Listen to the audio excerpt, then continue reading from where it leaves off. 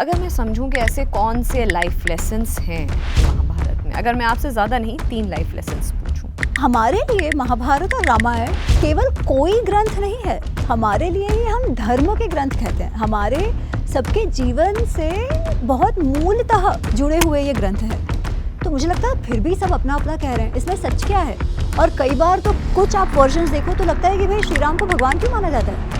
जो शिव तांडव स्तोत्रम है, लोग अब कंठस्थ कर रहे हैं उसे, उसको हिंदी में भी बोल रहे हैं कि ये परम भक्त का लिखा हुआ, आर्डेंट फॉलोअर का लिखा हुआ शिव जी के ये है, और इट्स वेरी इफेक्टिव। शिव तांडव स्तोत्रम जैसे जो उसमें है डमट डमट डमट, तो ये जो इस तरीके से जो चीज़ें बोली जा रही हैं, जो लिखी जा रही हैं, खासकर सोशल मीडिया पे जटाटवी गलज्ज्वला इस तरीके से लोग जो बोल रहे हैं और वो आक्रोश और तेज में आते जा रहे हैं। इसको आपका सच बताऊं क्या है इसमें? शिवतांडव स्तोत्रम क्या बहुत सुपर्ब है? एब्सोल्युटली है। क्या रावण ने उसकी रचना की है? रावण को जो ग्लोरीफाई किया गया, आप वो मानती हैं वो गलत? एकदम गलत है।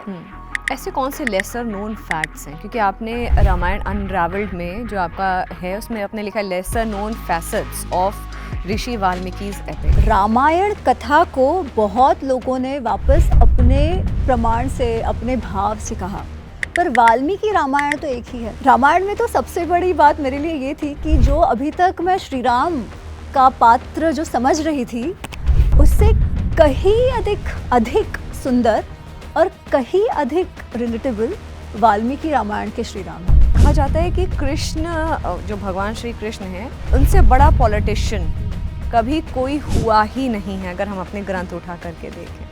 बहुत सारी चीजें जो हम टीवी में देखते हैं ना, वैसी है नहीं। जैसे भीष्म पितामह का जो वध है, माया चारो मायया साधवाचारो साधुना, जो माया के द्वारा, जो आपके साथ कोई भी रूल नहीं फॉलो कर रहा, जो अधर्म में पड़ा हुआ है, ठीक है, उसके साथ आपको कभी कभी वैसा बिहेव करना पड़ता है। जनरली जो द्रौपदी की बात होती है कि अंधे का पुत्र अंधा, उसके कारण युद्ध हुआ, ऐसा तो कुछ है ही नहीं। द्रौपदी का जो व्यक्तित्व है वो इतना सुंदर है महाभारत में, पर पॉपुलर नरेशन में या तो उसे रिबेल बता देते हैं, ऐसी ऐसी बातें करते हैं कि उसका तो वो तो कर्ण के साथ प्रेम में थी वगैरह वगैरह, जबकि ऐसा कुछ नहीं है। कर्ण के बारे में जो एक इमेज खड़ी की जाती है कि अरे बेचारा, उसके साथ तो केवल अत्याचार हुआ, ऐसा भी कुछ नहीं है। अगर आप महाभारत पढ़ो, वेद व्यास जी का महाभारत, तो जितना शायद दुर्योधन को युद्ध चाहिए था उतना ही कर्ण को चाहिए था। धर्मो एव हतो हन्ति धर्मो रक्षति रक्षितः।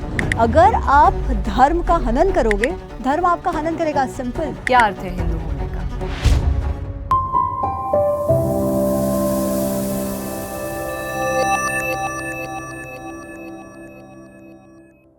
नमस्कार, जागरण मंथन में आप सभी का स्वागत है। मैं हूँ स्मृति रस्तोगी। एक बहुत ही प्रोमिनेंट ऑथर, अब तो आप थंबनेल देख करके समझ ही गए होंगे, जो कि मैं हमेशा कहती हूँ, एक बहुत ही प्रोमिनेंट ऑथर हैं जिनसे मेरी मुलाकात यूं ही एक ट्रिप के दौरान होती है।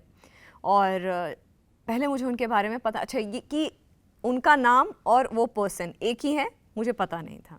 जब मुझे इंट्रोड्यूस करवाया गया कि ये वो ही ऑथर हैं जिनके बारे में आपने सुना है, पढ़ा है, तब मैं बहुत इंट्रीग्ड हुई, क्योंकि जो काम ये कर रही हैं पिछले कुछ सालों से, बहुत रिसर्च वर्क है, और यंगस्टर्स बहुत कनेक्ट कर रहे हैं खुद को उनके इस काम से।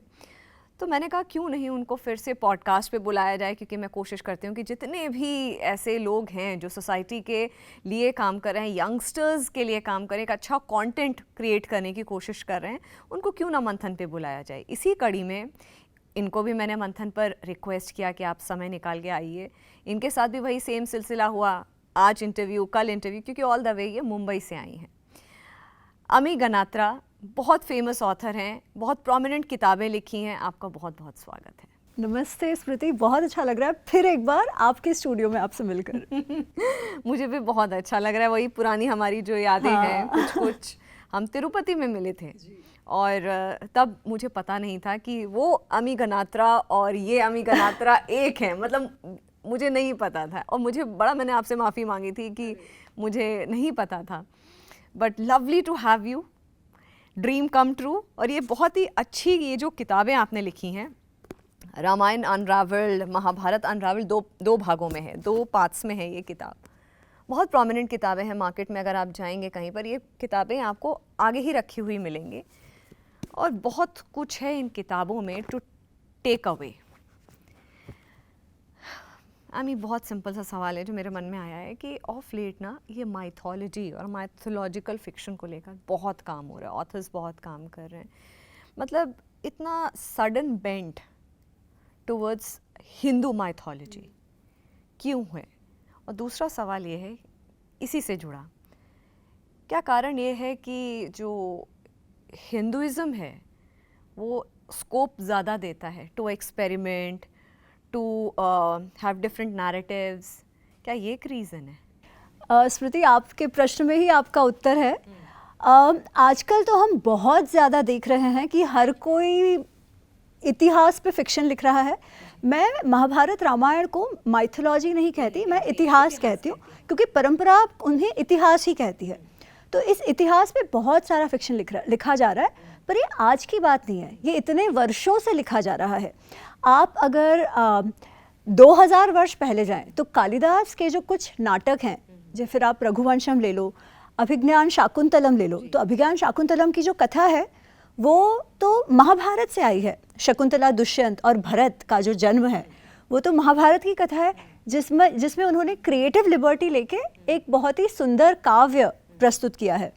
वैसे ही अब अगर आप भास के कुछ नाट्य देखें तो कर्णाभरम या वेणी संहारम वगैरह तो उस समय से चला आ रहा है। और उसके बाद भी अगर आप देखें तो इंडिपेंडेंस के बाद रामधारी सिंह दिनकर ने जो लिखा है रश्मिरथी, या फिर एक बहुत ही महाराष्ट्र के बहुत फेमस लेखक हैं शिवाजी सावंत, उन्होंने मृत्युंजय लिखी है, या उसके बाद आप देखो तो इतने वर्षों से ये फिक्शन लिखा चला आ रहा है। एक तो ये इतिहास की कहानियाँ इतनी रोचक है कि हर कोई इससे कनेक्ट करता है, तो एक बात तो वो है। और मुझे लगता है अब पिछले 4-5 वर्षों में तो ये मुझे लगता है कोविड का बहुत बड़ा सा रीज़न भी रहा है, क्योंकि मोदी जी ने फिर से एक बार रामायण महाभारत दूरदर्शन पे चली थी और सब लोग लुखे थे उस समय, है ना, एक नेचुरल स्टॉप आ गया था जीवन में, तो सबने वापस देखी तो वापस सबके क्रिएटिव जूसेस फ्लो करने लगे तो मुझे लगता है ये भी एक कारण है कि अभी ये और भी ज़्यादा बढ़ गया है। लेकिन अगर मैं आपसे पूछूं कि आपका ऐसा क्या इंटरेस्ट स्पार्क हुआ रामायण में, महाभारत में, व्हाट वाज दैट पॉइंट जो इग्नाइट हुआ, आपने सोचा कि इस पर काम करना चाहिए? और स्पिरिचुअल क्यूरियोसिटी मानूं इसे, कि फिलोसॉफिकल क्यूरियोसिटी मानूं, कि क्रिएटिव क्यूरियोसिटी मानूं, कि आप एक नया नैरेटिव डिकोड करने की कोशिश कर रही थी इन किताबों के थ्रू? मुझे लगता है कहीं ना कहीं it was more about identity curiosity, क्योंकि मेरा इंटरेस्ट जो जागा वो अभी का नहीं था। पुस्तक अभी आई, लिखने का अवसर अभी आया, लिखने का सोचा नहीं था, पर रिसर्च तो मैं पहले से कर रही थी, और किसी और के लिए नहीं कि भाई पुस्तक लिखनी है इसलिए नहीं, मेरे स्वयं के सवालों के लिए। योग में तो मैं काफ़ी टाइम से रही हूँ, तो योग सूत्र, गीता, वो सब पढ़ना तो हुआ ही था। पर जब मैं हांगकांग रहती थी तब वहाँ पे ऐसे वो कई बार होता है ना कि मंथन शुरू हो जाता है बहुत सारे अनुभवों के कारण। तो ऐसे था कि भाई हिंदू होने का अर्थ क्या है। मेरा जो व्यवहार है इवन प्रोफेशनली वो कहीं ना कहीं मेरे सांस्कृतिक अपब्रिंगिंग से है, जो शायद मुझे समझ नहीं आता, क्योंकि मैं बाकियों को ऑब्जर्व कर रही थी, बाकी देशवासियों को ऑब्जर्व कर रही थी, वो सबका एक बहुत ही स्पेसिफिक बर्ताव होता है। तो फिर मेरा ऐसा क्यों है? और फिर चर्चाएं शुरू हुई, कुछ प्रश्न उठे, तो मुझे लगा यार इसका अगर मुझे उत्तर चाहिए होगा तो जैसे आपने कहा ना फिक्शन इतना है, तो पहले मैंने फिक्शन पढ़ा, क्योंकि पता ही नहीं था कि कुछ फिक्शन होता है और कुछ इतिहास जो ऑथेंटिक इतिहास होता है। फिक्शन से और कंफ्यूज हो गई, क्योंकि सब अपने अपने मन का लिख रहे हैं, जो मुझे उत्तर चाहिए थे वो सब अलग अलग बता रहे हैं। फिर समझ आया रिसर्च में कि भाई ऐसा नहीं है, लोग फिक्शन लिखते हैं, नाम महाभारत के पात्रों का है, पर उनका स्वयं का इमेजिनेशन है। परंतु ओरिजिनल जो है, जहाँ से ये सब आ रहा है, वो है वाल्मीकि रामायण और वेद व्यास रचित महाभारत। तो अगर मुझे उत्तर चाहिए तो एक बार उनमें क्या है वो तो देखना पड़ेगा। फिर उसके लिए संस्कृत सीखना भी शुरू किया और साथ साथ पढ़ना शुरू किया। फिर तब पता चला कि अच्छा कहाँ से ओरिजिनल वर्जन मिलेगा, तो क्रिटिकल एडिशन के बारे में पता चला, गीता प्रेस के बारे में और अधिक पता चला, और फिर रिसर्च शुरू हुआ। तो ये वो आइडेंटिटी क्यूरियोसिटी के कारण कि भाई हिंदू होने का अर्थ क्या है। मेरा व्यवहार एक भारतीय हिंदू की तरह है, पर मैं जानती नहीं हूँ कि हिंदू होने का अर्थ क्या है, तो उससे ये शुरुआत हुई। क्या अर्थ है हिंदू होने का? अब तो जो मुझे लगता है कि जो ऋग्वेद में एक वाक्य है, आनो भद्रा कृत्वो यंतु विश्वतः, कि विश्व भर से जो भी अच्छे विचार है वो मुझ तक आए और वो विचार क्यों आए, क्योंकि धर्मो रक्षति रक्षितः, धर्मो एव हतो हन्ति धर्मो रक्षति रक्षितः, जो इतिहास से भी आता है कि अगर आप धर्म की रक्षा करोगे तो धर्म आपकी रक्षा करेगा। ये जो मूल सिद्धांत है जिसके साथ फिर आप कर्म को जोड़ लो, कर्म सिद्धांत को जोड़ लो, स्वधर्म को जोड़ लो, सब जोड़ लो, पर ये धर्म का अर्थ रिलीजन नहीं है। हाँ, मैं इसी पे आना चाह रही थी। हाँ, ये धर्म का अर्थ है वो सिद्धांत जो इस सृष्टि को, इस समाज को, कुटुंब को, परिवार को, हमें स्वयं को धारण करता है। अब धारण करना मतलब क्या? लॉ ऑफ सस्टेनेबिलिटी, कि जो सस्टेन करता है और अपहोल्ड करता है, वो धर्म है।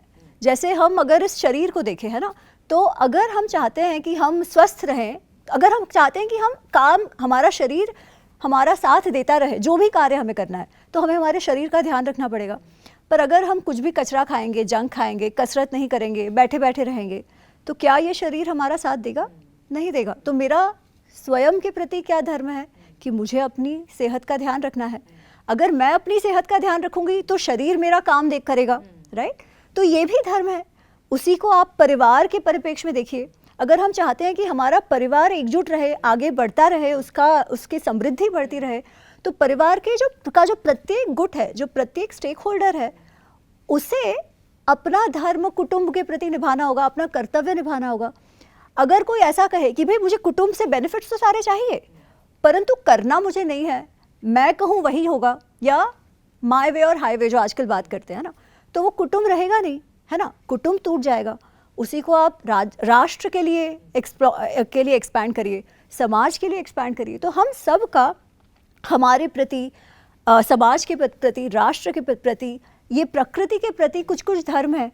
तो उनको हम कैसे जिए, इसकी सीख कि हम सस्टेनेबल तरीके से रहें, वो हमें हिंदू धर्म से मिलती है। ये मैंने जाना है। और सस्टेनेबिलिटी आपके अकॉर्डिंग क्या है? मतलब मैं सस्टेनेबिलिटी को अगर आप धर्म से जोड़ रही हैं, तो सस्टेनेबिलिटी एक राष्ट्र हित के लिए किस तरीके से आप समझाएंगे? राष्ट्र हित के लिए मतलब सस्टेनेबिलिटी हमें क्यों चाहिए? हम जब कहते हैं कि कोई भी चीज़ सस्टेन करे, तो क्यों वो सस्टेन करनी चाहिए? क्योंकि उसमें जो भी लोग इन्वॉल्व हैं वो सुखी रहें, है ना।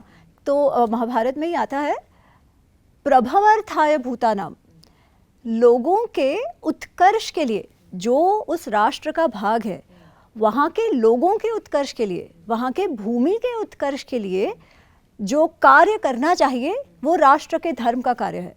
अब उत्कर्ष में क्या आता है? आपका सिक्योरिटी आता है, रक्षा आता है, फिनेंस आता है ना, कि आपके पास अर्थ भी होना चाहिए। पर अर्थ कैसा हो? अगर आप आपके भूमि के नेचुरल रिसोर्सेज को एक्सप्लॉइट करके करें, तो फिर कुछ टाइम तो आपकी समृद्धि होगी, फिर आगे चल के क्या होगा? फिनेंशियल आपकी पॉलिसी कैसी हो? जैसे अभी देखिए क्या चल रहा है दुनिया में, क्या चल रहा है ना, इकोनॉमिक वॉरफेयर जैसा हो गया है। कोई किसी पे टैक्स लगा, टैक्स लगा रहा है, कोई किसी पे टैक्स लगा रहा है, ये चल रहा है ना। कि क्यों? क्योंकि सबको ये है कि हमारी इकोनॉमी टूट जाएगी, तो कहीं ना कहीं कुछ कुछ गड़बड़ हुई है।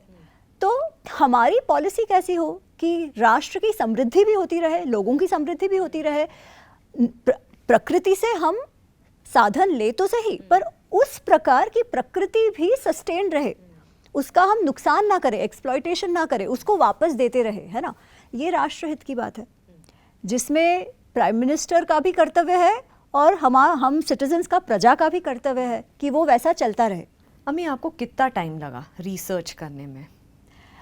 मैं क्योंकि रिसर्च के मतलब ये पुस्तक लिखने के उद्देश्य से नहीं कर रही थी। रिसर्च जब आपको लगा कि अब मैं परिपक्व हो गई हूँ, या अब मैं उस कंडीशन में आ गई हूँ कि मैं दुनिया को बताना चाहूँगी, अपनी किताबों के थ्रू या किसी के इंटरव्यूज के थ्रू या किसी के भी, जब आपको ये लगा कि अब मैंने वो ज्ञान अर्जित कर लिया, वो नॉलेज अर्जित कर लिया? तो इसमें ये है कि मैंने ऐसे कभी सोचा ही नहीं था कि ऐसा करना है, इसीलिए मैंने बहुत आराम से पढ़ा। तो मुझे महाभारत के लिए तो 3-4 साल, क्योंकि मैं जॉब भी करती थी, तो साथ साथ पढ़ती थी जब शाम को वापस आओ वगैरह। और मुझे जो भी, क्योंकि जो हमने सुना था उससे जब मैंने पढ़ना शुरू किया तो इतना भिन्न था कि पूछिए मत। इसलिए मैं नोट्स बनाती थी कि अरे बाबा ये तो ऐसा है, ये तो ऐसा है। तो उस प्रकार पर वो 3-4 साल लगे।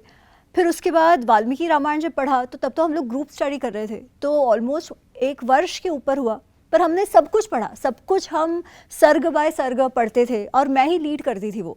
तो वो इस प्रकार ही हुआ।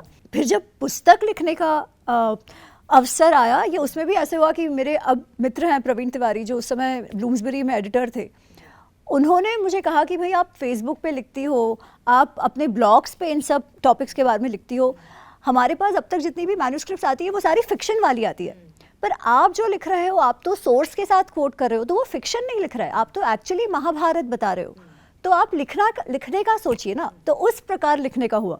पर क्योंकि मेरे पास पहले से पढ़ा हुआ था, नोट्स तैयार थे, इसलिए मुझे पहली बुक जो महाभारत अनरावेल्ड, जो मैंने कोविड के समय लिखी, वो लिखने में मुझे 6-7 महीने लगे, और फिर उसका पब्लिशिंग होते होते सब 1 वर्ष लगा, बट उसके पीछे 5-6 वर्षों की मेहनत है। हाँ। अच्छा, महाभारत की ही आप बात करें, आपकी सबसे पहली जो बुक जो पब्लिश हुई थी, अगर मैं समझूं कि ऐसे कौन से लाइफ लेसन्स हैं महाभारत को पढ़ते हुए, रिसर्च करते हुए, जो आपको लगते हैं कि एक आम इंसान के लिए एक टेक अवे हो सकते हैं? बहुत सारी चीज़ें लोग अक्सर अच्छा बहुत ज़्यादा सोशल मीडिया पे लोग स्क्रॉल करते करते महाभारत में लिखा ये गया है, गीता में ये लिखा गया है, श्री कृष्ण ये कहते हैं, ये भागवत, मतलब क्या होता है लोगों को पता नहीं है कि कहाँ कहा गया है, क्या कहा गया है, मगर जो अपने अनुसार ठीक लग रहा है अपने हिसाब से उसको डिकोड करके अपने हिसाब, अपना पर्सपेक्टिव के साथ सर्कुलेट कर रहे हैं। क्या ऐसे लाइफ लेसन्स हैं एक्चुअली में महाभारत में? अगर मैं आपसे ज़्यादा नहीं 3 लाइफ लेसन्स पूछूं तो अगर मुझे शॉर्ट में बताना है तो मैं कहूँगी, पहली बात, हर एक के जीवन में स्ट्रगल्स आते हैं, संघर्ष आते ही हैं, उससे आप भाग नहीं सकते। उन संघर्षों में आपको निर्णय लेने ही पड़ते हैं। कई बार ऐसा होता है कि आपके सामने जो विकल्प हो वो आप चाहे वैसा ना हो, है ना, फिर भी उस समय आपको निर्णय लेने पड़ते हैं। वो निर्णय आप कैसे लेते हो, आपका कौन सा धर्म समझ कर लेते हो, उस अनुसार आपका व्यक्तित्व, आपका वैल्यू सिस्टम वो उजागर होता है। और आप जैसे भी निर्णय लेते हो उसका आपको जो भी रिपरकशन है वो भुगतना पड़ता है। अब बात आती है तो आप निर्णय कैसे लो, ये कैसे जीवन में निर्णय लिए जाए, क्योंकि हमारे बहुत अलग अलग धर्म है ना। हम एक तो हमारे स्वयं के प्रति, परिवार के प्रति, राष्ट्र के प्रति, हम जो ऑर्गेनाइजेशन में काम कर रहे हैं उसके प्रति, कई बार अगर वो धर्म कॉन्फ्लिक्ट में आ जाए तो हम निर्णय कैसे ले, किसे ज़्यादा महत्व दे, किसे कहेगी भाई ये हो तो चलेगा, भले आप जब एक कार्य कर रहे हो तब दूसरा नहीं कर पा रहे हो, है ना, तो उस समय आप क्या करो जिससे आप ज़्यादा से ज़्यादा अच्छा कर सको। एक तो वो है, दूसरा है कि क्या आप निर्णय आपका निर्णय किस वृत्ति से ले रहे हो। अगर आप दोनों महाभारत या रामायण देखें तो दुर्योधन और रावण, वैसे देखा जाए तो वो कोई बेवकूफ़ तो थे नहीं, ऐसा भी नहीं था कि उनको अच्छी सलाह देने वाला कोई नहीं था, ऐसा भी नहीं था कि उनके पास कोई समृद्धि की कमी थी, पैसे की कमी थी, या कुछ आवश्यकता थी जिससे वो छीन ले, ऐसा कुछ नहीं था। उसके बावजूद उन्होंने इतने गलत निर्णय लिए जिससे वो तो उनका तो विनाश हुआ, पर साथ साथ उनके साथ जो भी जुड़े थे उन सब का विनाश हुआ। ऐसा क्यों हुआ? क्योंकि आप वो जो निर्णय ले रहे हो वो किस भाव से ले रहे हो। क्या आप काम, क्रोध, लोभ, मोह, मद, मात्सर्य, जैसे षड रिपु कहते हैं, उसमें आके ले रहे हो कि मेरा अहंकार, मुझे चाहिए बस, है ना, मुझे क्रोध आ गया मैंने कर दिया, मुझे ये चाहिए, इस चीज़ की लालच हो गई मैंने कर दिया। या आप इसीलिए कर रहे हो क्योंकि आप समझ रहे हो कि ये आपके लिए और आपके साथ जो भी जुड़े हैं उनके लिए अच्छा है, ये धर्म संगत है आपके लिए, परिवार के लिए, समाज के लिए। अब जब आप वैसे निर्णय लोगे तो कई बार ऐसे होगा कि आपके मन को मनाना पड़ेगा। आपका मन चाहे वैसा नहीं करोगे, आप जैसा करना चाहिए करोगे। तो फिर क्या होता है, जो मन को संयम में रखना पड़ता है, इंद्रिय निग्रह जिसके लिए शब्द का उपयोग हुआ है दोनों महाभारत और रामायण में, है ना। तो सबसे ज़्यादा महत्वपूर्ण, अगर आपको सही निर्णय लेने हैं तो मन का संयम और इंद्रिय निग्रह महत्वपूर्ण है। अब वो कैसे निर्माण करो, वो तो अब फिर अपनी अपनी जर्नी है। कृष्ण ने गीता में तो बताई है, तो वो तो बहुत लंबा हो जाएगा, बट मैं ये मेरा ओवरऑल अगर मैं कहूँ दोनों एपिक से, दोनों इतिहास से, इसका जो अंडरलाइंग थीम है ना वो यही है। ऐसे कौन से लेसर नोन फैक्ट्स हैं, क्योंकि आपने रामायण अनरावेल्ड में जो आपका है उसमें आपने लिखा है lesser known facets of Rishi Valmiki's epic, मगर मैं दोनों ही बुक से, तीनों ही किताबों से पूछना चाहूँगी कि ऐसे कौन से लेसर नोन फैक्ट्स हैं आपने अपनी जर्नी के दौरान आपने देखा हो कि यार लोगों को तो इसके बारे में पता ही नहीं है, एक तो ये अलग भ्रांति है इसको लेकर के, ऐसी कौन सी चीज़ें हैं? तो अगर मैं महाभारत से शुरू करूँ कि उससे हुई थी, और इसके बारे में तो मैंने बहुत जगहों पे चर्चा करी है, फिर भी शॉर्ट में कहूँगी कि जनरली जो द्रौपदी की बात होती है कि अंधे का पुत्र अंधा, उसके कारण युद्ध हुआ, ऐसा तो कुछ है ही नहीं। द्रौपदी का जो व्यक्तित्व है वो इतना सुंदर है महाभारत में, पर पॉपुलर नरेशन में या तो उसे रिबेल बता देते हैं, ऐसी ऐसी बातें करते हैं कि उसका तो वो तो कर्ण के साथ प्रेम में थी वगैरह वगैरह, जबकि ऐसा कुछ नहीं है। एक आदर्श स्त्री और सशक्त स्त्री जैसी होनी चाहिए वैसी द्रौपदी है। जो उनका एक संवाद आता है, द्रौपदी सत्यभामा संवाद, जिसमें वो बताती हैं कि क्यों उनके पति उनसे इतना प्रेम करते हैं, और वो कहते हैं वो इसलिए क्योंकि मैं जब इंद्रप्रस्थ की रानी थी तो किस प्रकार मेरा कर्तव्य का निर्वाह करती थी। तो एक जो हमेशा ये कहा जाता है ना कि स्त्रियों के साथ अत्याचार हुआ, एक तो ऐसा नहीं है। सारी स्त्रियां दोनों महाभारत और रामायण की एकदम सशक्त हैं, अपने निर्णय स्वयं लेती है और अपनी बात जो कहनी चाहिए वो कहती हैं। पर उसका अर्थ ऐसे नहीं कि आपको कुटुंब को तोड़ना चाहिए या वो ब्रेकिंग द ग्लास सीलिंग, ऐसा नहीं है। आप सबको साथ लेकर भी वो कर सकते हो। वो कर्तव्य परायणता भी है और शक्ति भी है, तो वो उनमें दिखता है। दूसरा जो अधिकतर कहा जाता है कि अरे आपका तो समाज हमेशा से जातिवादी रहा है, और फिर उसके एग्जाम्पल में आपको कर्ण का उदाहरण दिया जाता है ना, वैसा भी कुछ नहीं है। इनफैक्ट सूत, ये जो जाति है, ये सूत जो हम समझते हैं वैसा तो है ही नहीं। सूत तो मिश्रित जाति है, ब्राह्मण माता और क्षत्रिय पिता और फिर उनको जो बच्चे हो, तो वो तो मिश्रित जाति है। और महाभारत में तो कितने सारे सूत हैं जो कथावाचक हैं, जो मंत्री हैं, जो मतलब जो वॉरियर्स कहते हैं ना, जो युद्ध करते हैं, योद्धा है, कितने सारे ऐसे हैं। और कर्ण के बारे में जो एक इमेज खड़ी की जाती है कि अरे बेचारा, उसके साथ तो केवल अत्याचार हुआ, ऐसा भी कुछ नहीं है। वो द्रोणाचार्य का शिष्य है।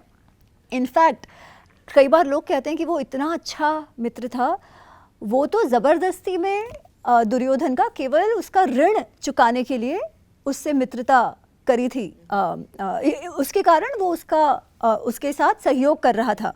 वो स्वयं युद्ध नहीं चाहता था। पर ऐसा नहीं है। अगर आप महाभारत पढ़ो, वेदव्यास जी का महाभारत, तो जितना शायद दुर्योधन को युद्ध चाहिए था उतना ही कर्ण को चाहिए था। जब भी कोई दुर्योधन को समझाने का प्रयत्न करता कि भाई तुम क्यों ये कर रहे हो, तुम्हारे पास क्या कमी है, दे दो ना इंद्रप्रस्थ उनको, चलो 5 गांव दे दो, वहाँ तक बात हुई है।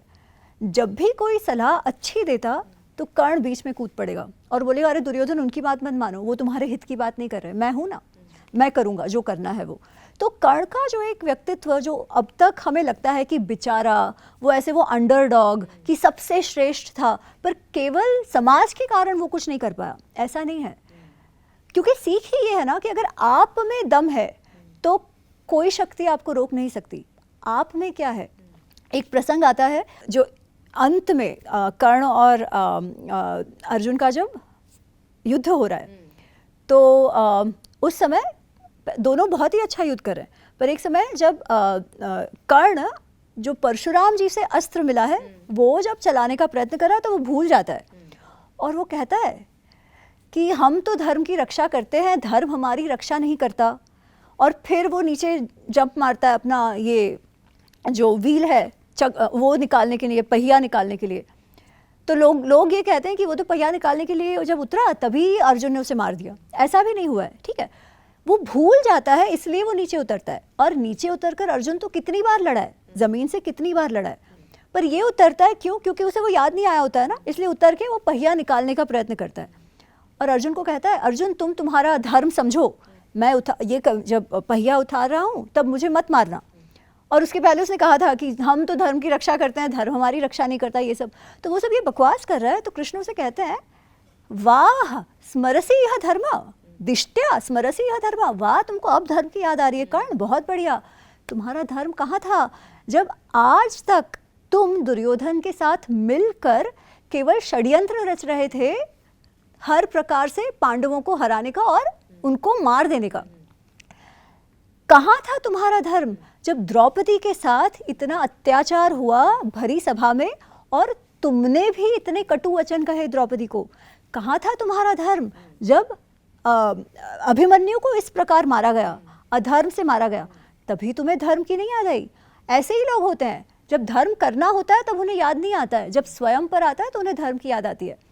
फिर वो अर्जुन को कहते हैं कि भाई नहीं तुम लड़ो, और उस समय फिर ये वापस लड़ने लगता है और उसके बाद उसका जो शीर्ष कटा है वो कटता है। तो ये जो कैरेक्टर्स है ना, जो हमें बेचारे और ऐसा दिखाया जाता है कि आपके साथ अगर आप गलत जाति में जन्म गए तो सब खराब हो गया क्योंकि आपका तो समाज जातिवादी है। महाभारत और रामायण से ऐसी सीख मिलती नहीं है। महाभारत और रामायण से आपको यही सीख मिलती है कि भाई आपको आपके कर्मों के अनुसार जो मिलता है वो मिलता है, समाज उसमें कुछ नहीं कर सकता, आप पर है। तो ये दूसरी बात है। एक इससे ही जुड़ी हुई तीसरी बात है जो मैंने मेरे दूसरी बुक है महाभारत अनरावल्ड में उसमें कैप्चर किया, ये जातिवाद पर ही जो बात आती है। तो उसमें व्याध गीता करके एक कथा है जिसमें एक ब्राह्मण है जो वेद पाठ करता है और सब, कहीं ना कहीं वो उसे बहुत गुस्सा आता होता है, बहुत क्रोध होता है। तो उसे कोई कहता है कि अरे तुम्हारा अपने इंद्रियों पे संयम नहीं है, तुम धर्म की बात करते हो पर तुम धर्म जानते नहीं हो, तुम्हें अगर धर्म सीखना है ना तो तुम इन 2 लोगों के पास जाओ। और वो किन के पास भेजते हैं? एक गृहिणी के पास, साधारण गृहिणी, उसके पास भेजते हैं, और फिर एक व्याध के पास। व्याध मतलब कौन? जो शिकार करता है और मांस बेचता है। तो इनको लगता है कि अरे ये मांस बेचने वाला तो मुझे क्या ही सिखाएगा, पर वो पूरी एक चर्चा आती है। अब मैं वो कथा तो नहीं सुना रही, पर ये बात है कि एक मांस बेचने वाला एक ब्राह्मण को धर्म सिखा रहा है और वो सीख रहा है कि प्रैक्टिकल धर्म क्या होता है, धर्म जीना मतलब क्या केवल शास्त्रों को पाठ करना या उससे और अधिक बड़ा है। तो ये कथा भी उसमें आती है। तो ये तो महाभारत की बात हुई। रामायण में तो सबसे बड़ी बात मेरे लिए ये थी कि जो अभी तक मैं श्री राम का पात्र जो समझ रही थी उससे कहीं अधिक सुंदर और कहीं अधिक रिलेटेबल वाल्मीकि रामायण के श्री राम है। वाल्मीकि रामायण के जो श्री राम है उनको क्रोध भी आता है, वो दुख भी उन्हें होता है, वो अपने पत्नी से अपना प्यार का इजहार भी करते हैं। और कैसे, किस प्रकार जब सीता जी को उठा ले गया है रावण तो उनकी जो हालत है, क्योंकि वो अपने पत्नी के स्मरण में खोए हुए हैं, उनको बार बार लक्ष्मण ने संभालना पड़ता है। तो एक जो उनके लिए इमेज थी ना कि भाई वो तो एकदम कोई उन्हें भाव नहीं होता, कोई कुछ बुरा कह जाए तो उन्हें बुरा भी नहीं लगता, वो तो अब पिताजी ने कहा तो सब छोड़ छाड़ के चले गए, इसने कहा तो ऐसे कर दिया, क्रोध भी उन्हें नहीं आता, लक्ष्मण जी पे आता है। वैसा नहीं है, वो हमारे जैसे हैं। पर इन सब भावों को एकदम गहन रूप से अनुभव कर भी, उन्हें एक्सप्रेस कर भी जब निर्णय लेने का समय आता है तो वो अपनी दीर्घ दृष्टि कभी नहीं खोते। वो दीर्घ दृष्टि से आगे पीछे का सब सोचकर, जो और भी नहीं सोच पाते, वैसे वो निर्णय लेते हैं। तो मेरे लिए तो महाभारत में और भी बहुत कुछ है, पर एक ये बात, और सीता जी का जो एक अबला नारी वाला कैरेक्टर किया जाता है ना, वो बात। और तीसरी बात जो रामायण में जनरली कि भाई रामायण का जब उदाहरण दिया जाता है तो किस इसमें दिया जाता है, अधिकतर स्त्रियों के लिए, कि देखो स्त्रियों के साथ तो अत्याचार ही हुआ है। पर जब मैंने वाल्मीकि रामायण पढ़ा तब मुझे समझा कि यार श्री राम का तो पूरा जीवन ही स्त्रियों के निर्णयों पे आधारित रहा है। फिर वो कैकेयी माँ हो, सीता माँ हो, शूर्पणखा हो, सबने उनके जीवन की धाराएं निर्देशित करी है रादर देन जो हम समझ रहे हैं। तो ये कुछ बड़े बहुत इंटरेस्टिंग ये फैक्ट्स हैं। मतलब आप जो बोल रही हैं वो पूरा स्टोरी टेलिंग जैसा आपने अपनी किताबों में किया है, बहुत ही डिफरेंट पर्सपेक्टिव है। मेरे पास सवाल भी कुछ ऐसे हैं कि एक कह लीजिए कि इंट्रीग्ड क्वेश्चंस हैं, ये सेल्फ इंट्रीग्ड क्वेश्चंस हैं। अच्छा, पहले महाभारत के लिए बात करूँगी। अक्सर क्या होता है ना, महाभारत में जो कॉमन बिलीफ है कि भाई पांडवों को हमेशा राइटियसनेस से जोड़ा गया है और कौरवों को हमेशा से अधर्म से जोड़ा गया है। लेकिन जब हम महाभारत देखते हैं तो कहीं ना कहीं grey tactics, morally grey tactics से भी जोड़ा गया है पांडवों को। तो ऐसे में अगर कोई समझना चाहे कि धर्म क्या था जी उनके लिए, क्योंकि जिस तरह से आपने कर्ण का तो खैर एग्जाम्पल दिया, दुर्योधन का एग्जाम्पल दिया, द्रोणाचार्य का एग्जाम्पल, मैं कहूँगी भीष्म का एग्जाम्पल, मैं कहूँगी भीष्म पितामह का एग्जाम्पल, और कहा जाता है कि कृष्ण जो भगवान श्री कृष्ण हैं वो उनसे बड़ा पॉलिटिशियन कभी कोई हुआ ही नहीं है, अगर हम अपने ग्रंथ उठा करके देखें। देखिए इसमें भी ना बहुत सारी बातें तो वो ग्रे वाली इसलिए आती है कि जो हमने टीवी में देखा है ना। अगर आप महाभारत में देखो तो अभी तक अत्याचार या अन्याय किनके साथ हुआ है? युद्ध के समय तक, शुरुआत से अगर युद्ध के समय में जितने भी वर्ष बीते तो अन्याय किनके साथ हुआ है? पांडवों के साथ ही हुआ है। क्या उन्होंने कुछ भी किया है दुर्योधन को परेशान करने के लिए? एब्सोल्युटली कुछ नहीं। वो तो इतना सब होने के बाद भी उन्हें अपना भाई ही मानते हैं, धृतराष्ट्र को अपना चाचा ही मानते हैं और वैसे ही आदर सम्मान कर रहे हैं। तो इतने पूरे टाइम तक उनके साथ तो केवल अन्याय अन्याय और अन्याय ही हुआ है। अब ग्रे की बात लोग कब करते हैं? जब युद्ध की बात आती है। तो मैं आपको युद्ध के इसमें बताती हूँ। पहली बात तो बहुत सारी चीज़ें जो हम टीवी में देखते हैं ना वैसी है नहीं। जैसे भीष्म पितामह का जो वध है जिसमें दिखाया जाता है कि वो शैया पर लेटे हुए। हाँ, पर उनको मारा कैसे? शिखंडी खड़ा था अर्जुन के साथ और शिखंडी को देख के इन्होंने छोड़ दिया युद्ध करना और उनको मार दिया। ऐसा नहीं है, इस प्रकार से नहीं हुआ है महाभारत में। जब स्वयं भीष्म पितामह ने कहा था ना कि अगर मेरे सामने कोई जो पहले स्त्री होकर फिर पुरुष बना है या जिसके ध्वज में अपशुकन वाला चिन्ह हो, उसके सामने उसके साथ मैं नहीं लड़ूंगा। तो ये लोग सोचते हैं कि हमारे में ऐसा कौन है, तो वो उनको पता चलता है शिखंडी है। तो वो शिखंडी को कहते हैं कि शिखंडी तुम उनको चैलेंज करना। ऐसा नहीं है, क्योंकि शिखंडी भी महारथी है कि वो ऐसे बस खड़ा हो जाए जैसे दिखाया जाता है टीवी में, ऐसा नहीं है। उसे कहा जाता है कि तुम उनसे लड़ाई करना, हम तुम्हारी रक्षा करेंगे। तो शिखंडी भीष्म पितामह से लड़ रहा है। अब भीष्म पितामह उसे भाव ही नहीं दे रहे और भीष्म के सामने इसकी कोई शक्ति नहीं है। Bhishma Pitamah is one of the best warriors, आप ऐसे कह सकते हो। तो वो शिखंडी को छोड़ के बाकी सबसे लड़ रहे हैं। ऐसा नहीं हुआ है कि उन्होंने छोड़ दिया, भाई खत्म, मैं तो खड़ा हूं उसके सामने, ऐसा नहीं है। वो उसको छोड़कर बाकी सबसे लड़ रहे हैं, इस तरफ उस तरफ, केवल उसको जवाब नहीं दे रहे, उसके चैलेंज को एक्सेप्ट नहीं कर रहे। फिर तब अर्जुन उनके साथ लड़ने लगता है। ठीक है, कैसे कि शिखंडी का रथ आगे है और वो भी रथ में, अपने रथ में, शिखंडी के साथ खड़ा नहीं है। जैसे भीष्म पितामह सबसे लड़ रहे हैं, फिर अर्जुन के साथ उनकी लड़ाई शुरू होती है। अब अर्जुन से वो ना लड़े इसलिए पहले तो दुशासन ये वो सब आते हैं कि अर्जुन को बिजी रखने के लिए, पर अर्जुन उन सबको हरा देता है और फिर से भीष्म पितामह के साथ युद्ध शुरू करता है। इतना केवल हो सकता है कि क्योंकि शिखंडी खड़ा था और वो भी कंटिन्यूस मार रहा था, तो उनको शायद थोड़ा अर्जुन से लड़ने में थोड़ा बहुत एफर्ट एक्स्ट्रा लेना पड़ा होगा। पूरा वैसे हाथ वो उनके शस्त्र छोड़ के खड़े रह गए, ऐसा नहीं हुआ है। तो उस तरीके से देखा जाए तो इसमें जैसा दिखाया जाता है वैसा कुछ नहीं हुआ है। अच्छा, उसके बाद तो अभिमन्यु का वध हुआ। कैसा हुआ? कोई रूल्स ही नहीं फॉलो हुए ना उसमें।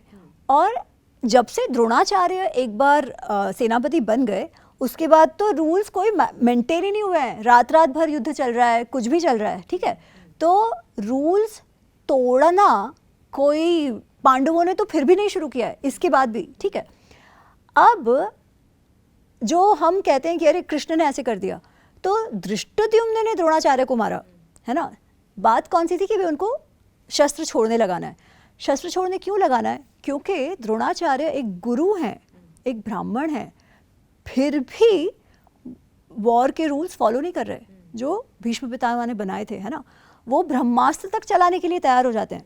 फिर उन्हीं को वो इंस्पिरेशन आता है। ऐसे कहा जाता है कि आकाशवाणी होती है उनके लिए और उनको कहते हैं कि भाई तुमने बहुत तबाही करी है, अब तुम मत करो, तो वो छोड़ देते हैं और फिर वो बैठने का होता है।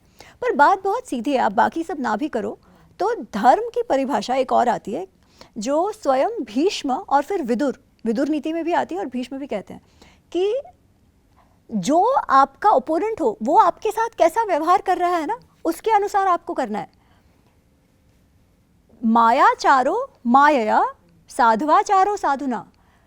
जो माया के द्वारा, जो आपके साथ कोई भी रूल नहीं फॉलो कर रहा, जो अधर्म में पड़ा हुआ है, ठीक है, उसके साथ आपको कभी कभी वैसा बिहेव करना पड़ता है। ये नहीं हो सकता कि वो तो कोई रूल फॉलो ही ना करे और हम पर हमारे पे कर्तव्य आ जाए कि भाई हमको तो रूल फॉलो करना है, क्योंकि हम अच्छे हैं। ऐसा नहीं हो सकता, राइट। तो महाभारत को इस हिसाब से देखना है। It is not grey, it is just practical. Karna का तो मैंने बताया, कर्ण के साथ ऐसा कोई डिसीट से छल करके उसको नहीं मारा गया। छल की अगर बहुत ब्रॉड डेफिनेशन करें तो भी द्रोणाचार्य आते हैं उसमें, और अंत में दुर्योधन आता है ना। द्रोणाचार्य को तो धृष्टद्युम्न ने जाके मार दिया, वो नरोवा कुंजरोवा हुआ, पर उसके बाद भी उन्होंने कोई लड़ना छोड़ा नहीं है। नरोवा कुंजरों के बाद भी वो लड़ रहे हैं, वो लड़ ही रहे हैं। फिर वापस भीम जाके उनको बोलता है कि आप किसके लिए लड़ रहे हो, और तब तक उनको भी लग रहा है कि बहुत हो गया, तो वो अपना जो शस्त्र है वो त्याग देते हैं और धृष्टद्युम्न मार देता है। वो कोई कृष्ण ने नहीं कहा कि तुम ऐसे जाके मारो, ठीक है। और दुर्योधन की जो बात है वो तो एकदम समझनी चाहिए, क्योंकि बलराम जी भी गुस्सा हो जाते हैं। क्यों? क्योंकि भीम ने उसे जंघा पे मारा था।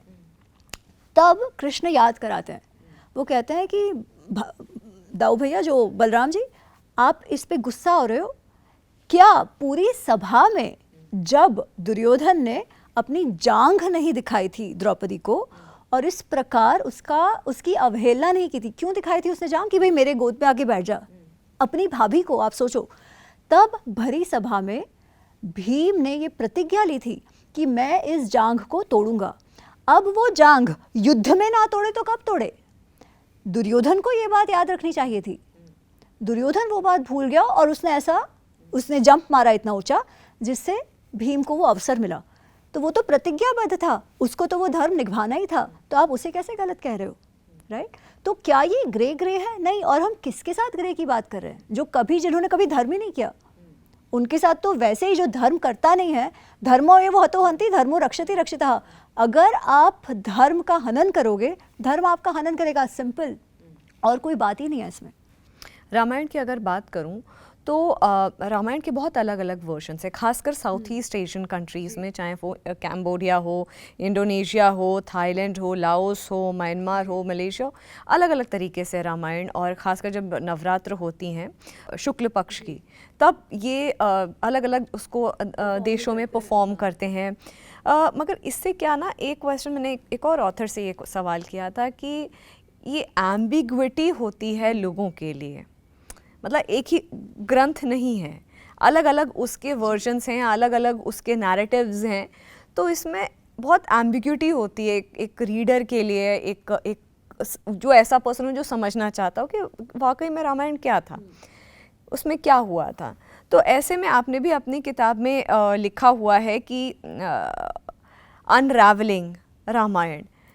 तो अगर मैं समझना चाहूँ या अगर मेरे व्यूअर्स समझना चाहें कि ओरिजिनल रामायण का रेंडिशन या ओरिजिनल रामायण क्या है, बहुत सिंपल है, वाल्मीकि रामायण।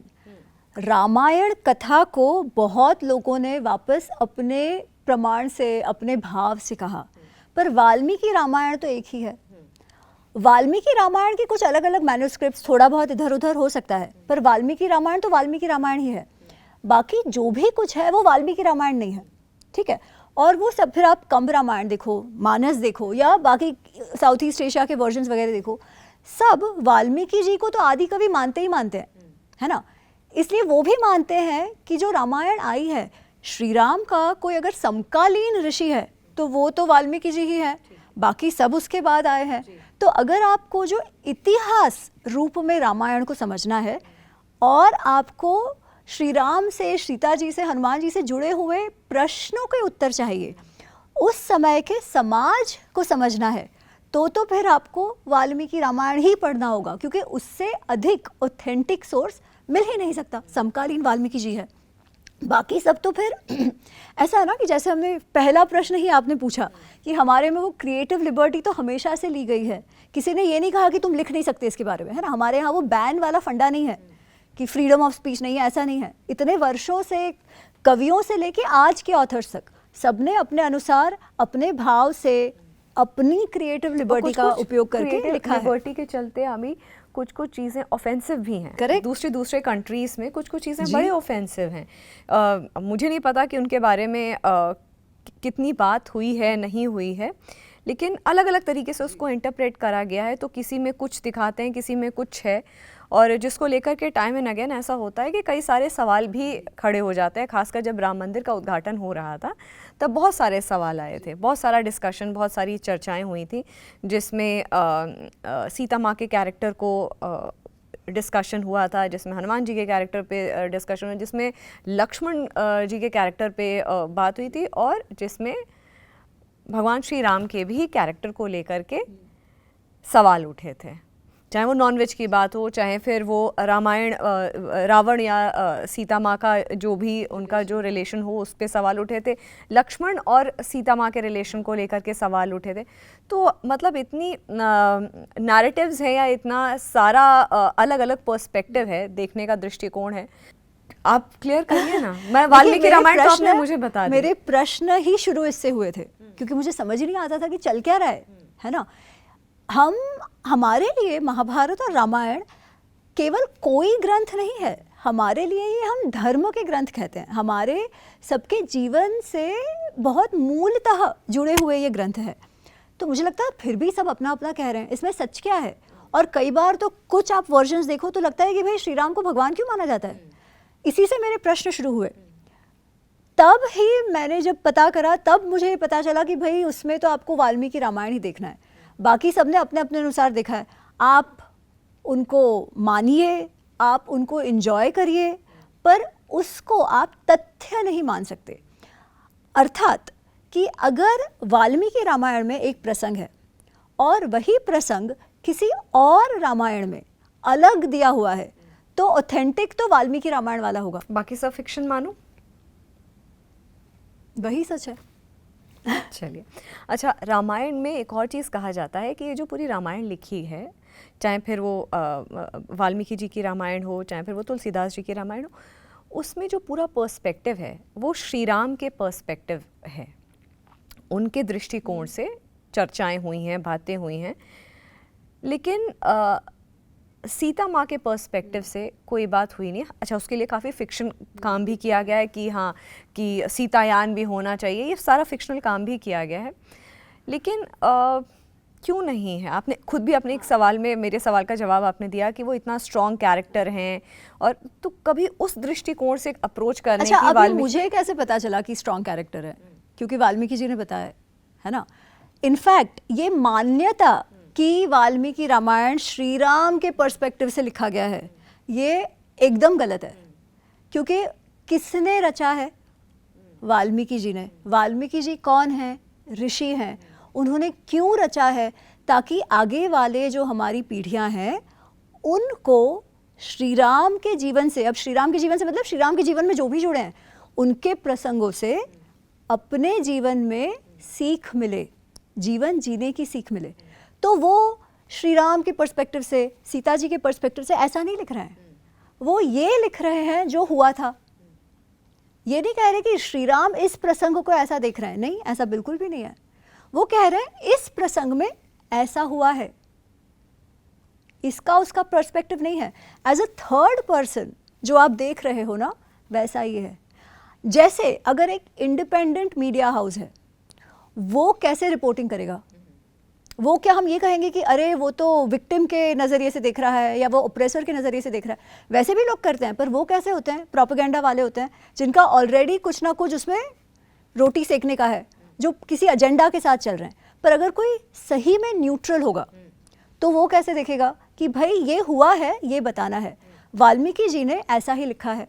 अब वाल्मीकि जी ने ये जो लिखा है और उसमें उनका कोई और एजेंडा नहीं था, वो हमें कैसे पता चले? क्योंकि वाल्मीकि जी को ऋषि कहा गया है। ऋषि हम बहुत हल्के में नहीं उपयोग करते, है ना। ऋषि वही है जो सत्य जानता है, ऋषि वही है जिसका अपने इंद्रियों पे, मन पे पूर्णतः कंट्रोल है और जो केवल सत्य प्रकाशित करता है। इसीलिए ये कहना कि ये इसके पर्सपेक्टिव से उसके पर्सपेक्टिव से है, बिल्कुल ही गलत है। और आज जो कह रहे हैं कि अच्छा हम अब इनके पर्सपेक्टिव से लिखेंगे, उसको रामायण नहीं माना जा सकता, वो फिक्शन है। क्योंकि आपको कैसे मालूम उनका पर्सपेक्टिव? अगर उनका पर्सपेक्टिव पता करना है तो हमारे पास सोर्स ऑफ ट्रूथ क्या है? वाल्मीकि रामायण है ना। तो अगर उससे भिन्न है, आप ऐसा कुछ क्रिएट कर रहे हो जो उसमें नहीं है, आप पूरा कैरेक्टर बदला रहे हो। जैसे फॉर एग्जाम्पल हम महाभारत की बात करें, क्योंकि उसमें बहुत ऑब्वियस है, जो मैं बात कर सकती हूँ। उसमें ऐसे ही बताया जाता है, जैसे बहुत पॉपुलर फिक्शन है कि द्रौपदी को तो कर्ण से प्रेम था, है ना। अरे ये द्रौपदी का पर्सपेक्टिव आप कहाँ से ला रहे हो? कोई तो आपको एक्चुअल सोर्स में कहीं कुछ तो ऐसा मिलना चाहिए। पर जब ऐसा है ही नहीं तो आपको कोई सपने में आके द्रौपदी तो नहीं बता के जा सकती कि भाई मुझे कर्ण से प्रेम है ना। तो ये आप ऑथेंटिक मान ही नहीं सकते। ये तो उस ऑथर का केवल द्रौपदी कैरेक्टर को लेके और महाभारत के कैरेक्टर्स को लेके एक फैन फिक्शन है, या जो भी आपको माइथोलॉजिकल फिक्शन है ना। क्योंकि दोनों महाभारत, अच्छा अब हमने रामायण की बात करी, अब महाभारत का देखते हैं। महाभारत की रचना किसने की है हिस्ट्री के अनुसार? वेदव्यास जी ने। अब महाभारत को लेकर तो ये भी लोग बहुत कहते हैं कि महाभारत तो आज हम पांडवों को हीरोज और कौरवों को विलन इसलिए मानते हैं क्योंकि पांडव जीत गए, नहीं तो इतिहास जो है वो तो विजेता लिखते हैं, है ना। इसलिए इसमें भी पांडव जीत गए इसलिए वो विजेता है, नहीं तो जो कौरव है उन्हीं को हम विजेता मानते और शकुनी की पूजा करते कृष्ण के बजाय। ऐसे भी कहने वाले आज जो इंस्टाग्राम हीरोज बनते फिर रहे हैं, है ना। क्या ये बात सही है? बिल्कुल भी नहीं। क्या वेदव्यास जी ने पांडवों की चापलूसी करने के लिए महाभारत लिखा था? नहीं, वो तो जब पांडव उनका महाप्रस्थान हो चुका है, चले गए हैं, उसके बाद उन्होंने रचना शुरू की है महाभारत की, है ना। क्यों करी है? क्या ये दिखाने के लिए नहीं कि भाई मेरा ये लोग अच्छे और वो लोग बुरे हैं? इसलिए करी है क्योंकि हमें धर्म अर्थ काम और मोक्ष की सीख मिले पांडवों और कौरवों के जीवन से। और वेदव्यास जी कौन थे? वेदव्यास जी कोई रैंडम पर्सन तो थे नहीं, वो पांडु और धृतराष्ट्र के पिता हैं, है ना। नियोग द्वारा पांडु और धृतराष्ट्र का जन्म हुआ है, तो उनका रक्त इन दोनों में बह रहा है। उसका अर्थ उनका रक्त कौरवों में भी तो बह रहा है, पांडवों में नहीं बह रहा। पांडव तो फिर नियोग द्वारा हुए। तो अगर उनको दिखाना भी हो कि भाई नहीं, उनको बायस होना भी हो, पक्षपात करना भी हो, तो अपने रक्त के लिए होंगे ना, पांडवों के लिए थोड़ी होंगे। तो वो जो विजेता ही इतिहास लिखते हैं, ये बात महाभारत और रामायण पे बिल्कुल भी अप्लाई नहीं होती। इसीलिए ये किसी के दृष्टिकोण से नहीं लिखा गया है। ये जैसा था पूर्ववृत्तम, इतिहास का जो डेफिनेशन है, व्याख्या है, वो है पूर्ववृत्तम कथायुक्तम, जो पहले हुआ है और वो कथा रूप में हमें बताया गया है। क्यों? क्योंकि धर्म अर्थ काम मोक्ष की सीख हमें मिले। अच्छा, आपको क्या लगता है कि ऐसे कौन से पार्ट्स हैं जिनको आपको पूरा रिसर्च करने के बाद, अब तो किताबें निकल गई, उसके बाद आपको लगता है कि अच्छा आजकल ना, क्योंकि ये टेलीविज़न शोज़ बहुत बन रहे हैं और यही अपने इतिहास पे, माइथोलॉजी पे, इन सब चीज़ों पे बन रहे हैं, और रामायण और महाभारत तो ऐसे ओवर एक्सप्लॉइटेड सब्जेक्ट्स हैं जिन पे तो मुझे लगता है पिछले 10-12 सालों में न जाने कितने सीरियल्स बन चुके हैं। किसी का भी कहीं ग्लोरीफाइड है, और ग्लोरीफाई होने का एक कुछ रीज़न मैं आपसे पूछना चाहूँगी कि ऐसी कौन सी जगह हैं जो आपको लगता है, दोनों ही महाभारत में भी और रामायण में भी, जो आपको लगता है फिक्शनलाइज्ड बहुत ज़्यादा हुई हैं? जो मैंने ऑलरेडी कर्ण का कहा, हाँ, कर्ण का हो गया। जो ग्लोरिफिकेशन ऑफ विलेन्स हुआ है ना, वो बहुत बुरा हो रहा है। तो आप ये मानती हैं कि जो रावण को जो ग्लोरीफाई किया गया, आप वो मानती हैं वो गलत, एकदम गलत है। क्या वो रावण जो है, उत्तम शिष्य नहीं था, उत्तम भक्त नहीं था भगवान रावण? अच्छा, शिव का जो वाल्मीकि रामायण में जो कथा आती है उसमें उसको शिव भक्त तो दिखाया गया है, पर कैसा शिव भक्त? जो जबरदस्ती में बना है। और ये बात भी उत्तरकांड में आती है, ठीक है, कि रावण कुबेर को हरा के कैलाश में घूम रहा है, तो नंदी जी उनको आके कहते हैं कि भाई ये तुम्हारे लिए नहीं है। तो एक तो वो नंदी जी पे हंसते हैं कि ये कितना बदसूरत दिखता है, कितना कुरूप है ये।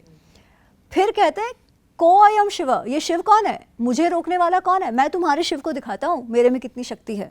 और वो कैलाश उठाने का प्रयत्न करता है। शिवजी अपनी क्या बोलते हैं कि लीला में वो दबाते हैं अपने अंगूठे से, और उसके हाथ दब जाते हैं। अब वो जोर जोर से चिल्ला रहा है, इतना जोर जोर से चिल्ला रहा है कि जो आसपास के प्राणी हैं वो भी चिल्लाने लगते हैं, रोने लगते हैं। इसके कारण उसे नाम रावण मिलता है, रावयति इति रावण, जो लोगों को भी रुलाता है। क्यों? क्योंकि अपने रोदन से उसने समाज को रुलाया, इसलिए उसका नाम रावण पड़ा। फिर उसके मंत्री कहते हैं ऐसे तो नहीं होगा, आपको महादेव की भक्ति करनी पड़ेगी, आप महादेव की स्तुति करिए। तब फिर वो महादेव को अपील करने लगा, और फिर महादेव ने उसे छोड़ा और उसे वो रावण नाम मिला, है ना। तो इस प्रकार वो ज़बरदस्ती में शिव भक्त हुआ है। पहली बात तो ये। दूसरी बात, जो उसका ग्लोरिफिकेशन करते हैं, क्योंकि अभी शिव भक्त दिखा दिया, क्योंकि आप अगर फिर बाद में देखो तो उसे कहा जाता है वो तो वेद पंडित था, वो तो शिवजी का इतना अच्छा भक्त था। अब वो इमेज प्रोटेक्ट करने के लिए रामायण के लिए ऐसी बात करते हैं, अरे उसने तो सीता जी को हाथ भी नहीं लगाया, है ना, उसने तो केवल एक स्त्री अपनी बहन का बदला लेने के लिए जो किया वो किया, लंका को भी तहस नहस होने दिया। वो तो सबसे बड़ा फेमिनिस्ट है। ऐसी ऐसी बातें करते हैं, जिसके कारण आपने देखी होगी वो इंस्टा पे और ट्विटर पे कुछ रील्स चली थी कि वो लड़कियां हैं, भारतीय लड़कियां, यंग कॉलेज लड़कियां, उनको पूछा गया कि आपको पति कैसा चाहिए, राम जैसा है रावण जैसा, तो बोल रही है रावण जैसा पति चाहिए। अब ये ग्लोरिफिकेशन के कारण ये हुआ है, जबकि वाल्मीकि रामायण में रावण एक बलात्कारी है, उसने कितनी ही स्त्रियों का बलात्कार किया है, और सीता जी को भी हाथ नहीं लगाने का कारण वो कोई कंसेंट के लिए नहीं रुके, इसलिए वो हाथ नहीं लगाता है क्योंकि उसे ब्रह्मा जी का श्राप लगा होता है पुंजिक स्थला नामक एक स्त्री का बलात्कार करने के बाद। ब्रह्मा जी कहते हैं बहुत हो गया इसका, अगर वापस से किसी स्त्री पे जबरदस्ती करेगा तो इसके सर के शतधा मूर्धनि, सर के 100 टुकड़े हो जाएंगे। उसके अलावा रंभा जो नल कुबेर की पत्नी है, कुबेर की बहू है, कुबेर की बहू मतलब रावण की भी बहू है क्योंकि कुबेर उनके सौतेले भाई है, अपनी सौतेली बहू तक को नहीं, अपनी बहू तक को नहीं छोड़ा उसने, तभी नल कुबेर भी उस पर ये श्राप लगाता है। तो ये जो श्राप उस पर लगे है ना, इसके कारण उसे डर है, और उसे है कि भाई सीता मान जाए तो अच्छा है, मुझे ज़बरदस्ती नहीं करनी है। और शूर्पणखा बहन का बदला लेने की तो बात ऐसी है कि शूर्पणखा जब रावण के पास जाती है तो वो रावण को ये नहीं कहती कि वो झूठ बोलती है उसके नाक कान की कथा, वो कहती है कि मैंने तो श्री राम की पत्नी को देखा, वो इतनी सुंदर है कि जैसे वन की लक्ष्मी, मैंने तो ना कोई अप्सरा, ना कोई यक्षी, ना कोई गंधर्व का ही कोई स्त्री मैंने ऐसे देखा है, इसीलिए उसको तो मैं तुम्हारे लिए लाने जा रही थी, क्योंकि सीता इतनी सुंदर है कि वो जिसका आलिंगन कर ले वो तो इंद्र समान हो जाए। अब इतना भाई बहन में प्रेम था और अपनी बहन के लिए उसने सब किया, तो उसकी बहन झूठ क्यों बोल रही है? Clearly it goes with his बलात्कारी नेचर ना, कि भाई काम आसक्ति आ गई तो कुछ भी कर लो। ऐसे मनुष्य के लिए वाल्मीकि जी जो ऐसा अधमी है, जिसके लिए हम कहते हैं कि विष्णु जी आए धरती को उससे मुक्ति दिलाने के लिए, वो क्या हो गया है ग्लोरिफिकेशन के कारण कि भगवान तो उसको मोक्ष देने आए, ऐसी बात हो गई है, रादर देन धरती को उस जैसे अधर्मी से मुक्त करने के लिए। एक और बात, आप सोशल मीडिया की बात करें तो एक और बात मैं इसमें ऐड करूँगी कि आजकल ये भी लोग बात कर रहे हैं कि जब तक देश आज़ाद नहीं हुआ था तब तक कभी भी रावण के, मेघनाद के, कुंभकर्ण के पुतले कभी नहीं फूंके गए थे। ये जो प्रथा है ये अंग्रेज़ों की लाई हुई थी, या अंग्रेज़ जब भारत छोड़ के गए थे तब उसको जश्न को मनाने के लिए कि अंग्रेज़ रावण का प्रतीक थे या मेघनाद या कुंभकर्ण के प्रतीक थे, तो उनको जलाने का था ये।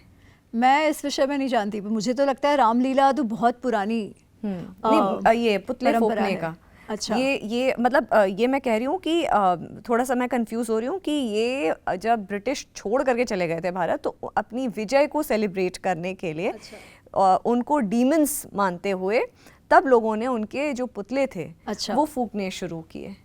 हो सकता है, पर ये जो है कि जिस प्रकार आप कोई भी उत्सव मनाते हो वो तो बदलता जाता है ना, पर उन्होंने रावण, मेघनाद और रावण को ही क्यों चुना? क्योंकि वो सब जानते हैं कि वो इतना बुरा है ना। जो ग्लोरिफिकेशन अभी कुछ टाइम में हो गया है, उतना नहीं था, मतलब लोगों की जो क्यों ग्लोरीफाई कर रहा है रावण को? लोगों को लगता है कि भाई वो आजकल वो हो गया ना कि सबअल्टर्न पर्सपेक्टिव समझना चाहिए, तो सबअल्टर्न पर्सपेक्टिव में फिर जो बुरे हैं उनको अच्छा दिखाओ, करने लगो। और दूसरी बात क्या है, आई थिंक कहीं ना कहीं हमारी भी वो मानसिकता आ जाती है कि हमको सब में अच्छा देखना होता है ना। तो शिव पुराण में उसे भक्त तो दिखाया गया है, अगर हम शिव पुराण से देखें कि हाँ वो बहुत बड़ा शिव भक्त है, बट स्मृति जी भक्त को अगर अच्छा कहना है तो भक्त का क्या गुण होता है? अगर हम कहें कि ये बहुत अच्छा भक्त है, क्या गुण होता है ऐसे भक्त का? भगवान को जिसे वो इष्ट मानता है उनके लिए पूर्णतः समर्पण, वो एक अच्छा भक्त है ना। उन भगवान के लिए समर्पण और ये मानना कि भाई जीवन में जो भी कुछ है वो भगवान का प्रसाद है, ये एक अच्छा भक्त है। शिव पुराण में भी रावण कैसा भक्त है? वो ऑब्सेसिव नहीं होता, वो नहीं, एक मूवी थी वो किरण वाली, शाहरुख खान जो जूही चावला के लिए हो जाता है, उस प्रकार का है कि नहीं भाई मुझे अच्छे लगते हो शिव जी तो आपको मेरे साथ चलना मगर पड़ेगा। अमी उसमें जो शिव तांडव स्तोत्रम है, हाँ। लोग अब कंठस्थ कर रहे हैं उसे, हाँ। उसको हिंदी में भी बोल रहे हैं कि ये परम भक्त का लिखा भाई हुआ, साहब, हाँ। आर्डेंट फॉलोअर का लिखा हुआ शिव जी के ये है, और इट्स वेरी इफेक्टिव शिव तांडव स्तोत्रम, जैसे जो उसमें है डमट डमट डमट। तो ये जो इस तरीके से जो चीज़ें बोली जा रही हैं, जो लिखी जा रही हैं, खासकर सोशल मीडिया पे जटाटवी गलत ज्वला इस तरीके से लोग जो बोल रहे हैं और वो आक्रोश और तेज में आते जा रहे हैं। इसको आपका सच बताऊं क्या है इसमें? शिवतांडव स्तोत्रम क्या बहुत सुपर्ब है, एब्सोल्युटली है। क्या रावण ने उसकी रचना की है? We don't know. शिव कहाँ पुराण से में बात है? आई? नहीं है। वाल्मीकि रामायण में है? नहीं है। उसमें जो छंद का प्रयोग हुआ है ना, जटाटवी गलत जलत प्रवाह पावित स्थले गलेव लंबि लंबिताम भुजंग तुंग मालिकाम, ये जो छंद भी है ना, ये आपको पुराने टेक्स्ट में कहीं नहीं मिलता। ठीक है, तो जो इस विषय में शोध करते हैं उनका कहना है कि ये राष्ट्रकूट जब जो डायनास्टी जब थी, राज परिवार, उस समय में लिखा गया है। ये वाल्मीकि रामायण के समय का ये नहीं है। नहीं तो शिव पुराण में होता ना। चलो वाल्मीकि रामायण में नहीं है, जहाँ वो भक्त है तो शिव पुराण में होता, शिव पुराण में भी नहीं है। तो हाँ, उसके अंत में लिखा है रावण वीरचितम, इसलिए हमने मान लिया कि वो वही रावण है। ऐसा तो नहीं है ना, रावण और भी हो सकते हैं। या पहले तो जो कविताएं लिखी जाती थी वो कई बार पेन नेम से लिखी जाती थी। तो जो एकेडमिक मान्यता है उसमें शिव तांडव स्तोत्रम उस रावण का नहीं माना जाता, क्योंकि ये कोई भी सोर्स से उपलब्ध नहीं है। तो चलिए आज ये बहुत बड़ा ये जो मैं कहूँगी कि एक क्लैरिफिकेशन सामने आया है आपके थ्रू, कि जो लोग कहते हैं कि परम भक्त शिव का जो शिव के रहे हैं रावण, उन्होंने इसकी रचना की है, शिव तांडव स्तोत्रम की, और हर कहीं उसका रेफरेंस यही दिया जाता है कि जब वो कैलाश पर्वत पे चढ़ रहे थे तो उनको मोहने के लिए, शिव जी को मोहने के लिए, तो उन्होंने जटाटवी गलत ज्वला करते करते करते करते वो चढ़ते चले गए, तब वो इतना मोहित हो गए थे उससे। मगर ये कहाँ से आती हैं ये बातें? मैं आपको एक और बात बताती हूँ उसमें, कि चलो समझो रावण ने लिखा, चलो समझो, ठीक है। तो आज भी आप देखो तो कितने सारे ऐसे तामसिक गुण के विलेंस होते हैं, टेररिस्ट होते हैं, वो भी बड़े बड़े आर्टिस्ट होते हैं। तो क्या शायरी भी लिख देते हैं, तो क्या उससे क्या वो अच्छे हो गए क्या? इतनी भक्ति आप में है और आप अपनी कामासक्ति को नहीं कंट्रोल कर सकते, अपनी बहू तक को आप नहीं छोड़ते, किसी की स्त्रियों को आप नहीं छोड़ते, तो फिर उस भक्ति का फायदा क्या? वो भक्ति नहीं है, वो ऑब्सेशन है। अगर हम एक्सेप्ट भी करें कि उसने लिखा है, उल्टा बात ये है कि कितना दोगलापन है उसमें, कि एक तरफ तो आप में मतलब आप में बुद्धि तो है। सी देखिए, हमने जो शुरुआत में बात करी ना, वही है कि बुद्धि की कमी नहीं है। किस बात की कमी है? आपकी जो वृत्तियां हैं, काम क्रोध लोभ मोह मद मात्सर्य की, उस पर आपका कंट्रोल ही नहीं है। अगर उस पर आपका कंट्रोल नहीं है तो आपका विनाश होना ही है। उसका अर्थ आपको समर्पण भी नहीं है। आप जो भक्ति कर रहे हो वो या तो आपका ऑब्सेशन है या तो आपका दिखावा है। और हम जब उसकी बात कर रहे हैं आज, तो हमें वो ऑब्जेक्टिवली देखना चाहिए, क्योंकि उसने शिव तांडव स्तोत्रम की रचना करी, मतलब यार वो बहुत अच्छा है, ये मानना तो हम बेवकूफ़ है अगर हम ऐसा करें तो। वो उसके एक्शन से देखो ना। मगर ये जो यंग जनरेशन है ना, वो बहुत ही ज़्यादा मैं कहूँगी कि इतना डिसइल्यूजन्ड है चीज़ों में कि उनको ये मतलब समझ में ही नहीं आ रहा है अगर कि क्या सही है क्या गलत है। और मुझे लगता है कि आप जैसे लोगों को और आगे आकर के जिस तरह से आप लोग बात रख रहे हैं, डिकोड कर रहे हैं चीज़ों को, मुझे लगता है कि इस वक्त सोसाइटी में ऐसे लोगों की बहुत ज़रूरत है जो ये चीज़ें डिकोड करने में हेल्प करें। दूसरी बात, एक और चीज़, जैसे रामायण में जब बात होती है, आपने भगवान श्री राम के कैरेक्टर की बात करी, तो अगेन अभी ऑफ लेट पिछले साल जब ये राम मंदिर का लॉन्च चल रहा था, तब भी बहुत सारी डिबेट्स हो रही थी कि अगर वाकई में वो भगवान श्री राम हैं तो क्यों उन्होंने एक धोबी की बात को सुन करके क्यों सीता माँ को उन्होंने इस तरीके से बैनिश कर दिया, भगा दिया उन्होंने, और कभी फिर देखा नहीं और फिर से उनको अग्नि परीक्षा देने पे मजबूर किया, क्यों? तो क्या ये भगवान के कैरेक्टरिस्टिक्स होते हैं?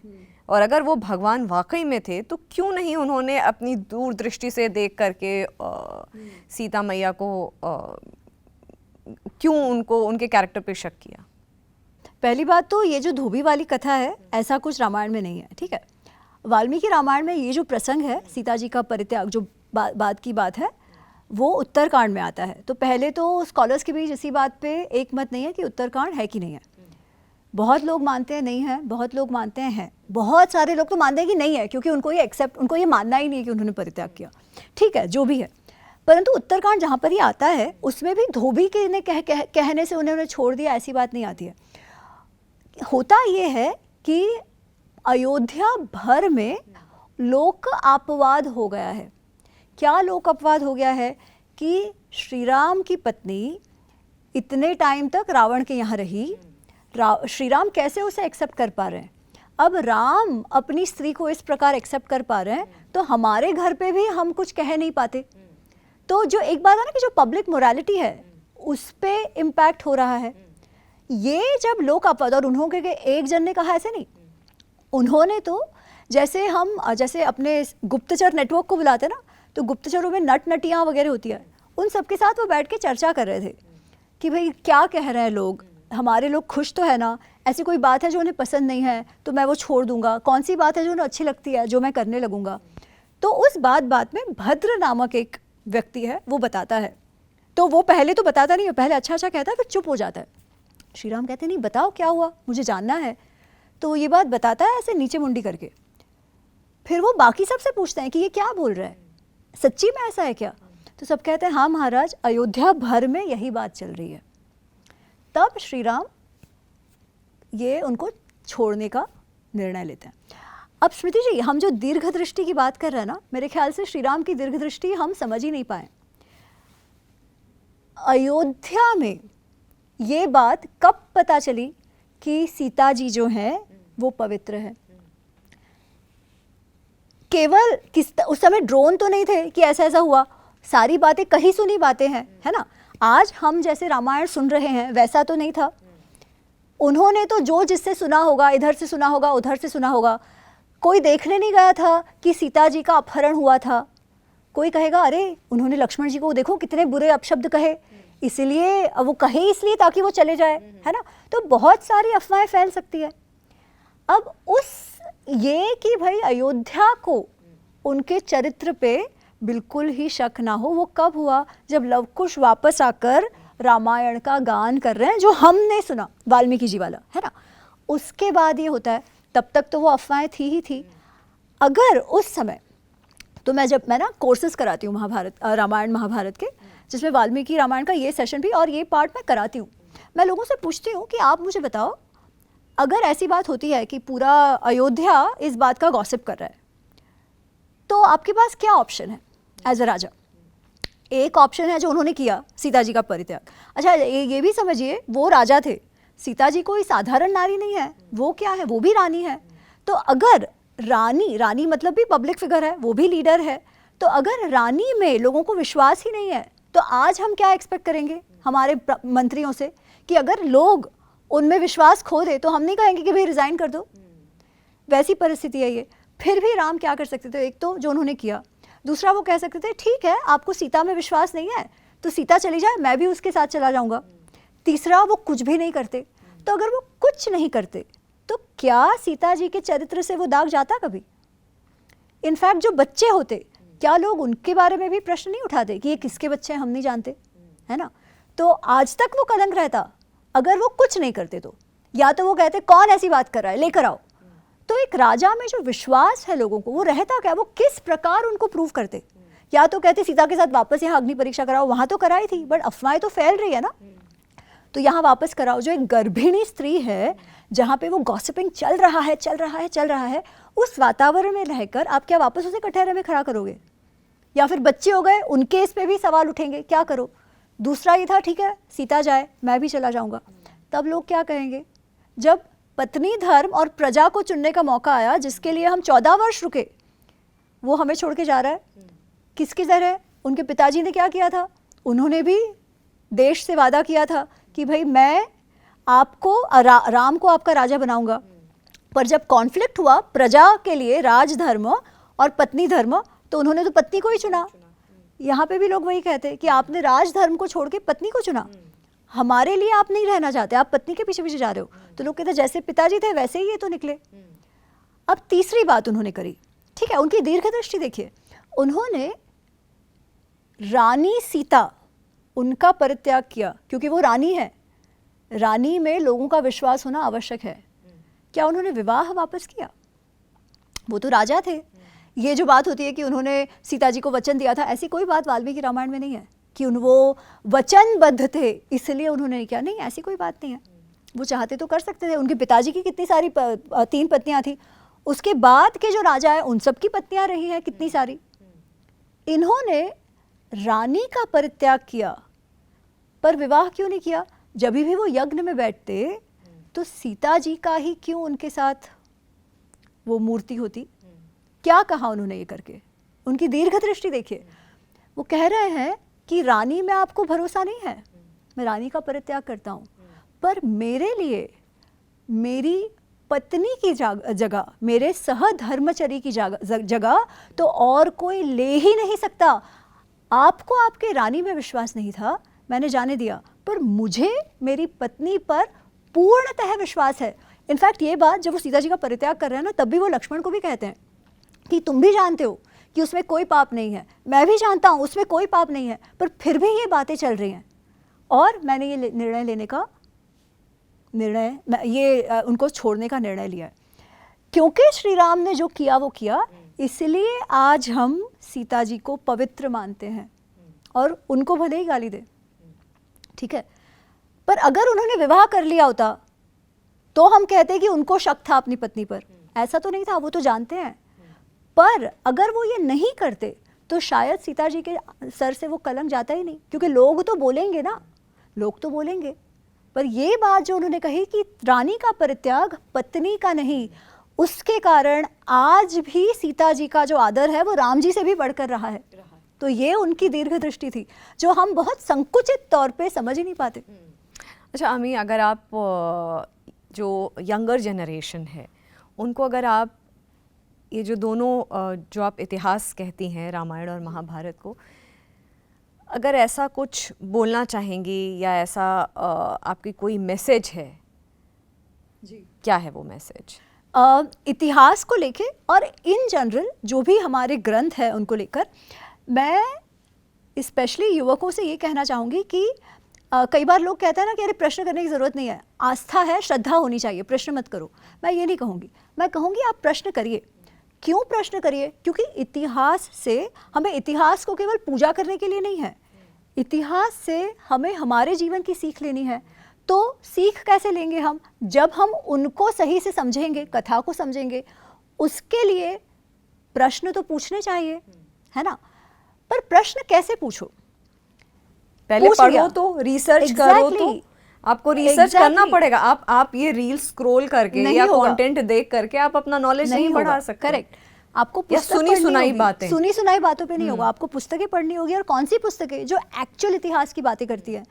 केवल कन्वीनियंट कि मुझे ये आंसर मेरे मन से मैच हो रहा है तो मैंने मान लिया, ऐसे नहीं चलेगा, है ना? आपको वो एफर्ट करना पड़ेगा। और आपका जो एटीट्यूड है प्रश्न पूछने का, अरे ये तो सब बकवास है, ऐसा नहीं होना चाहिए। कैसे उन्होंने कर दिया, वो तो भगवान थे, है ना, वो तो ऐसे नहीं देख पाए, उन्होंने ये नहीं किया, कौन सी बड़ी बात। ऐसे एटीट्यूड से प्रश्न करके कुछ नहीं सीखने मिलता। आप ये प्रश्न करो कि यार इतने वर्षों से, इतने हजारों वर्षों से ये कथाएं चली आ रही हैं और लोग इस पे लिख रहे हैं, बोल रहे हैं और आज भी कनेक्ट कर रहे हैं, तो कुछ तो होगा सीखने जैसा। आज भी लोग, जब राम मंदिर का उद्घाटन होता है तो जय श्री राम के नारे कहाँ, आपके बॉलीवुड से लेकर के, आपके जो स्पिरिचुअल लीडर्स से लेकर के, आपके मंत्रियों से लेकर के, एवरीवन इज ऑल राममय। एब्सोल्युटली। तो ऐसा कुछ तो होगा, है ना?